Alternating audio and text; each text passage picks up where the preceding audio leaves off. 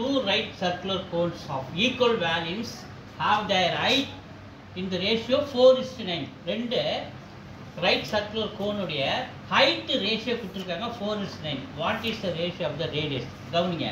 First நம்ம radius உடைய value கண்டுபிடிக்கணும். Value of the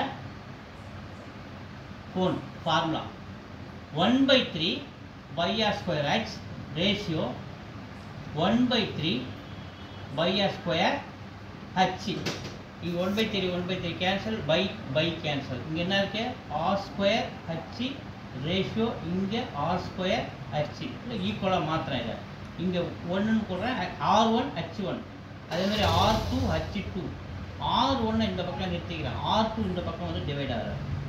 so r square மேல போகும் is equal to h2 இங்க இருக்கிறாரா அந்த h1 இங்க வந்து டிவைட் ஆகுது. இப்போ இதுதான் அவங்க என்ன சொல்லியிருக்காங்க இது h2 இந்த h1 இங்க வராது. ஸோ இங்க என்ன சொல்லியிருக்காங்க 4:9. இந்த 4:9 இதை நம்ம என்னன்னு வச்சிருக்கணும் 4:9 இது h1 இது h2 அப்ப h1 வந்து 4 h2 வந்து 9.